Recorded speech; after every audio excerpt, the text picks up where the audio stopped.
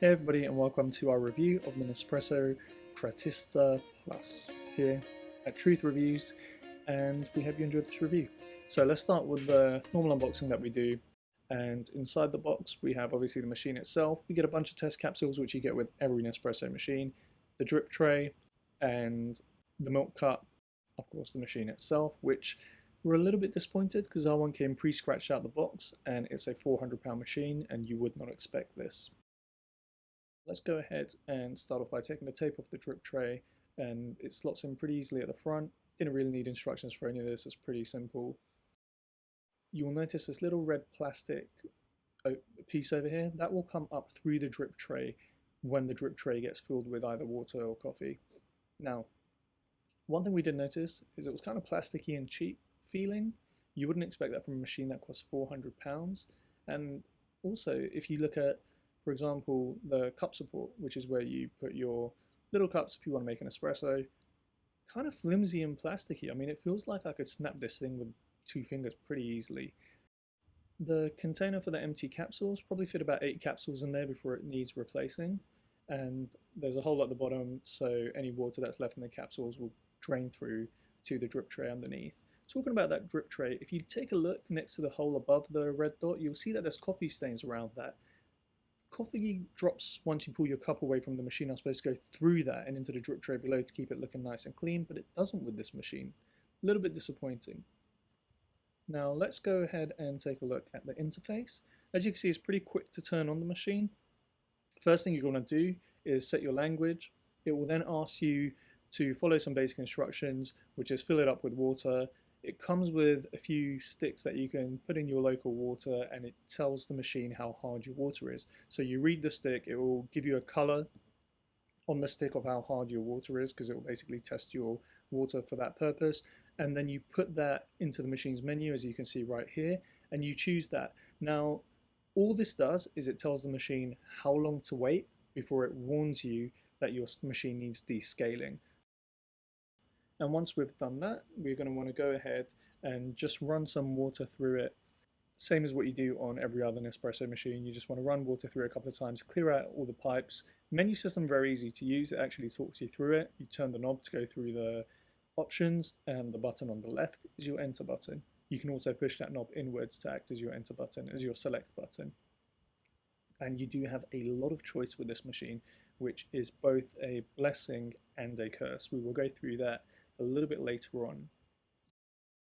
There are a lot of choices for any kind of coffee you could really want. There's espresso, longo, flat white, cappuccino, like pretty much anything you can want, the options are there.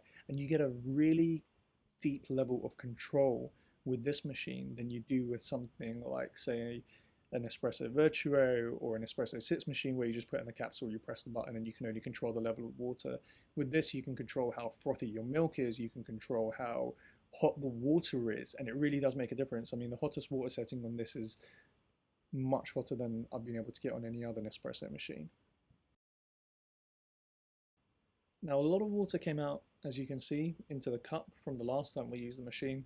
A little bit odd that that happened, but let's go ahead and put in our capsule. And once we press go, the machine only takes about 10 seconds to start up. And once we press go, we're pretty much good to go. And it makes a decent cup of coffee like every other Nespresso machine.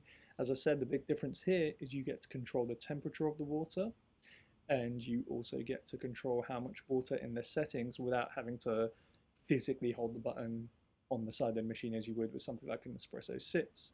The Nespresso Vertuo, on the other hand, will read the barcode off the side of the Vertuo capsules and will adjust the water automatically. Now, one of the things that makes this machine different from a lot of other Nespresso machines is that frothing the milk is a manual process. It's not like a lot of the other Nespresso machines where you put it in the Aeroccino, you press a button and that's it, it's done.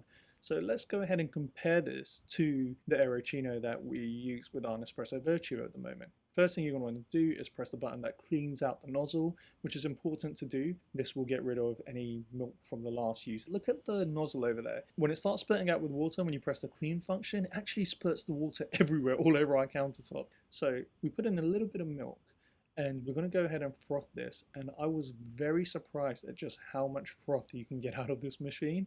So let's go ahead and just take a look at how much froth that little bit of milk can turn into when you put the froth setting on the highest, because you can select the level of froth you want from the milk in the settings.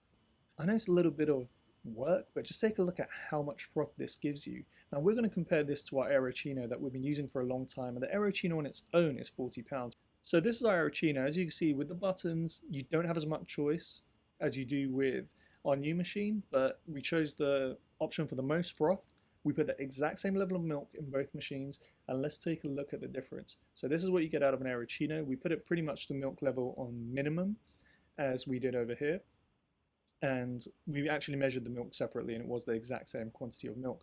But the milk was frothier, and it was more. There was actually more of it, which I was very surprised about, because anytime we've compared this Aerochino to anything else, it's always made more froth. Now diving into the menu system a little bit more, this is what I said was both a blessing and a curse. Say you want to make a flat white. Now you can even choose your milk temperature, you can choose the level of froth, you can choose your water temperature. So we can set our milk to very hot. We can choose a lot of options for all the drinks. So we can choose how much froth we want. As you can see, it's just showing a little bit there. You can fill it up all the way to the top.